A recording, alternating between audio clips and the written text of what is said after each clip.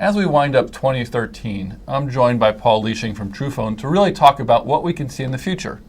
One area of particular interest for folks here at TABB Forum and the community is mobile sort of technology. Paul, what do we see with mobile technology, especially as it regards sort of regulation right now, and what can we expect from it in the future? So what we're seeing in mobile technology is a real change to put mobile communications at the center of banking's communication strategy. So traditionally, mobile has been very regional and very much on the periphery of an organization. Mm-hmm. And what we're seeing now is actually banks looking to have mobile as really the core of their mobile communication, and enabling that to put applications on really any device, be that a tablet or a mobile phone. We're also seeing a great change in how organizations deal with their mobile strategy in terms of bring your own device and also krill. And what that means is that banks really have to think much more carefully about how they adopt their mobile strategy moving forward. When you say the krill, explain to the audience what krill is. Well, krill is the idea of making the consumer responsible and the individual liable for the handset and the cost of the handset. Mm-hmm. So it enables them to bring their own device, and they actually pay for that device. But the challenge there is that an organization will want the personal usage to be paid for by the individual, but the individual wants the corporate usage to be paid for by the bank itself. Some things never change, it seems like. Absolutely. But for us here in the United States, we're seeing some changes in the regulatory environment regarding mobile technology. One of the areas that folks have been focusing on a lot has been with the Dodd-Frank rules around trade reconstruction and the voice recording, and the idea that if you have mobility, well, then I've got to record this. And how are institutions reacting to that, and are they reacting in the proper sort of fashion? Well, that's created a real challenge for institutions because the very nature of mobile is that it's mobile. You know, it's outside the corporate infrastructure. Right. And also, Dodd-Frank has now compelled swaps traders and swaps participants to record their mobile phone communication, and that's not just voice, that's SMS. Mm-hmm. But Dodd-Frank's really changed the nature of regulation as well, in as much as it's global.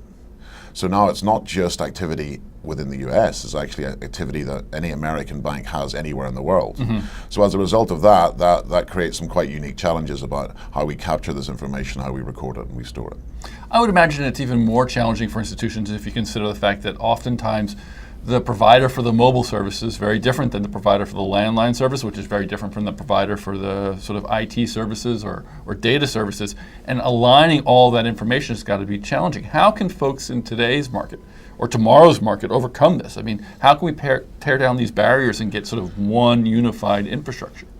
I think this is the greatest challenge that we face, and that's something that Truphone's trying to address. Mm-hmm. Mobile is very much stuck in a kind of a regional paradigm, and we've thought about mobile very regionally. Ironically, it's the device can be anywhere in the world, but when we procure it, we're actually banks are procuring on a regional basis. That's very different from fixed line. When we look at fixed line, banks tend to procure that globally, mm-hmm. and they have global plans for their fixed line communication. So really what Truphone has done is we've looked to turn the mobile industry on its head in a way by actually creating a ubiquitous, consistent global mobile platform that enables our customers to use the same devices on the same SIM cards really anywhere in the world, and for that to be recorded. Mm-hmm.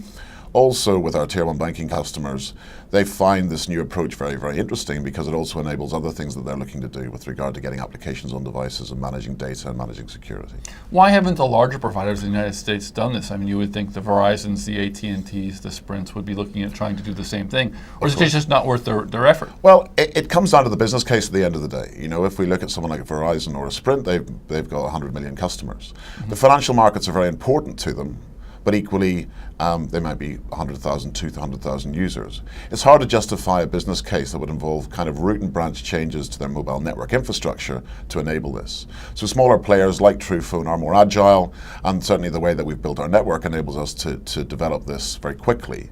And the financial markets are very significant to us, and mm-hmm. we're looking to support them and provide unique services into them. It is interesting because I've been talking to some software developers who are looking at sort of widespread applications or widespread app development, and their thoughts are if I don't reach 50 million customers, my app is a failure. Mm. So I can see where the scale of the financial services market, especially the institutional capital markets, sort of makes that more difficult. Yes. For larger global players, what should we be looking for in 2014 and 2015 when it comes to mobility? What do you think the new trends that are coming down the pike? So what I think we're going to see is that mobile is going to become much more central, much more core.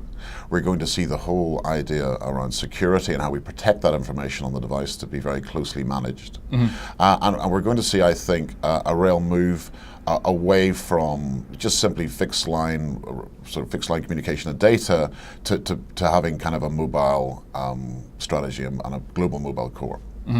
Well, I think that there's a lot going to happen in the next few years. Mobility is taking over, and I think we're going to see more of it. I do believe security is going to continue to be a challenge for a lot of folks, and I think there'll be a lot of innovation there. But Paul, I want to thank you very much for joining us for TABB Forum, and I want to wish you the best for the new year. Thank you, Alex.